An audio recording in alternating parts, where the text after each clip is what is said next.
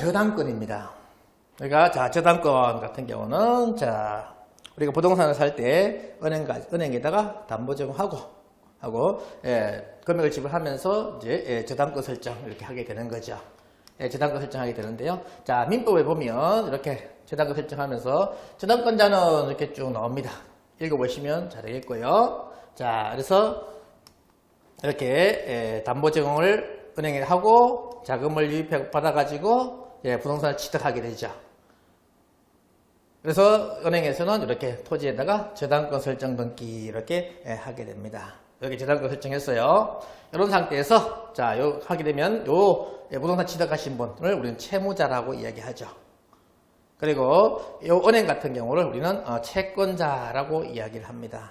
그래서 채무자, 채권자 되면서 이 저당권자는 요 채권자가 저당권자가 되고 요 채무자는 저당권 의무자가 된다 보시면 되겠습니다. 자, 이런 관계가 자, 되는데요. 그래서 이렇게 약정을 하게 되죠.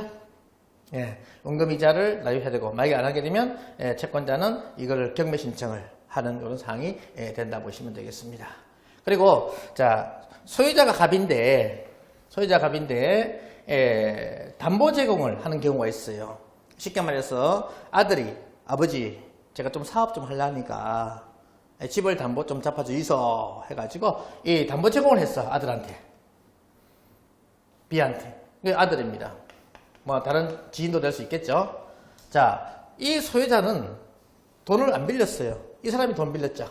그래서 이 채무자는 아들이 되는 겁니다. 이것을 우리는 이런 경우에 소유자를 물상보증인이라고 합니다. 물건상보증서 따여가지고 물상보증이라고 그래요. 자, 이렇게 되는데요. 자, 보시면 이렇게 저당권 설정이 이렇게 되는 겁니다. 그래서 채권액 1억 해가지고 변제기 되어 있고요. 이자 몇 푼 해서 이렇게 되어 있습니다. 그래서 우리가 이 저당권 같은 경우는 만약에 이자나 그 다음에 변제기나 뭐 다른 것들이 변경되면 항상 이렇게 변경 등기를 해야 됩니다.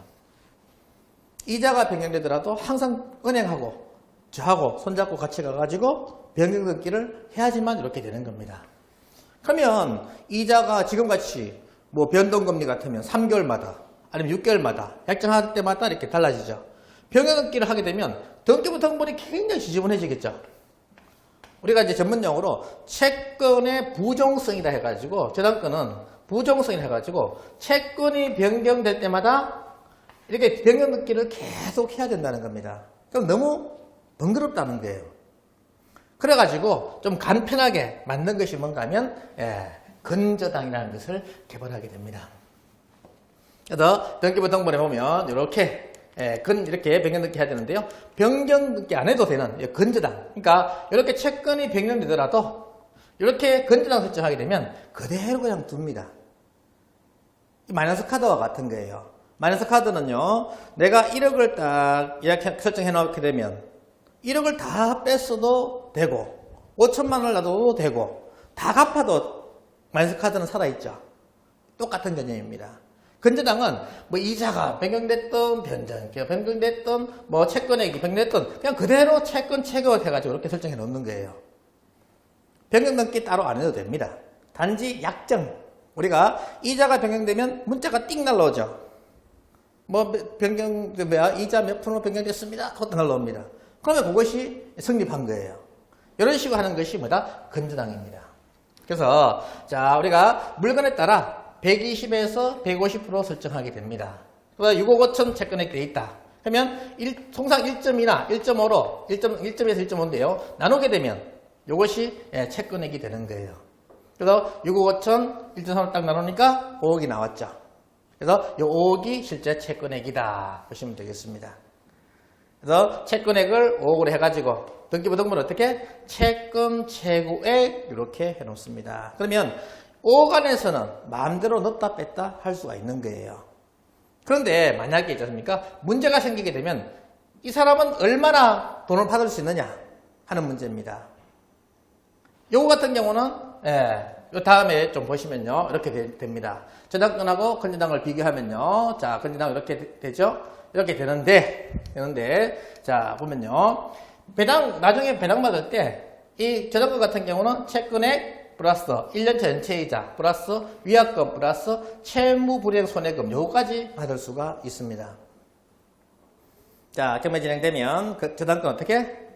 이렇게 받을 수가 있어요. 그런데 근저당 같은 경우는 채권 최고액 내에서 배당을 받을 수가 있습니다. 채권 최고액 내에서 배당받을 수 있어요. 그래서 지금은 편의상 다 근저당으로 하게 됩니다. 근저당으로 하게 돼요. 그래서 우리가 여기서 이 근저 하나가 얼마짜리인가 하면요. 요 개념을 정확하게 이해하셔야 됩니다. 자, 근저 하나가 얼마짜리인가 하면요. 자, 만약에 자, A라는 사람이 B라는 사람한테 자, 1억을 빌려줬어요. 그래서 자, 법무사가 오든지 뭐 보통 법무사 부장님이 오시죠? 오셔가지고 자, 근저당을 저당권을 설정하러 갔습니다. 그러면 등기부 등본에 채권액 1억 해가지고 저당권 설정하면 되죠. 하면 되는데 자, 등기소 가면요. 등기관이 있습니다. 제 실제 사례입니다. 제가 이렇게 당했어요. 등기관이 있지 않습니까? 사장님, 옷에 저당권 하는 사람이 어디 있습니까? 다 근저당합니다. 근저당합니다. 근저당 아이소 라고 그러는 거예요.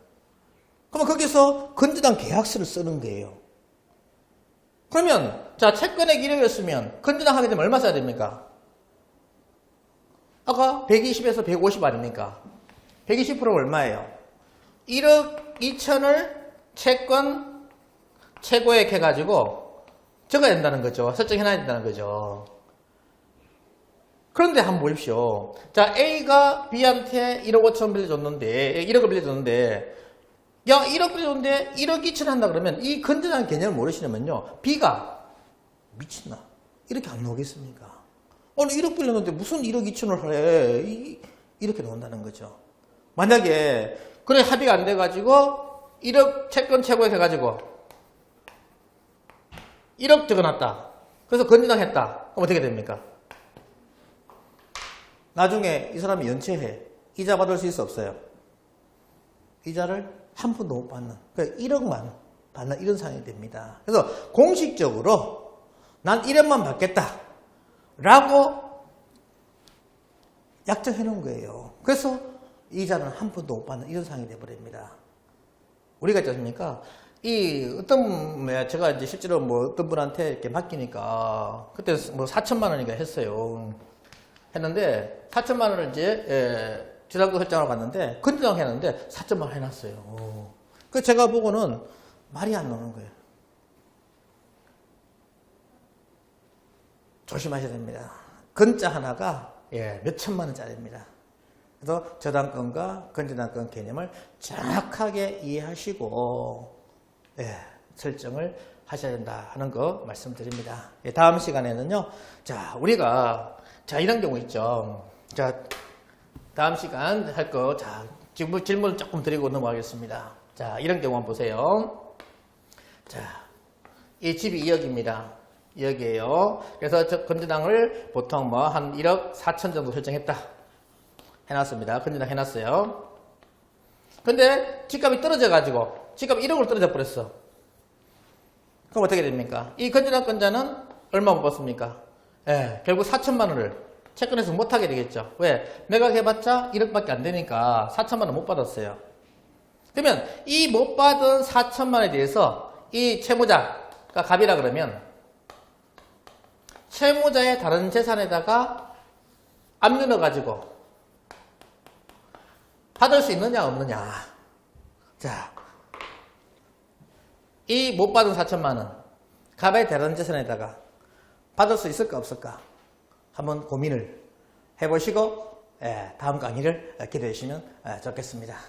다음에 뵙도록 하겠습니다. 오늘 여기까지 하고 마치겠습니다. 수고하셨습니다.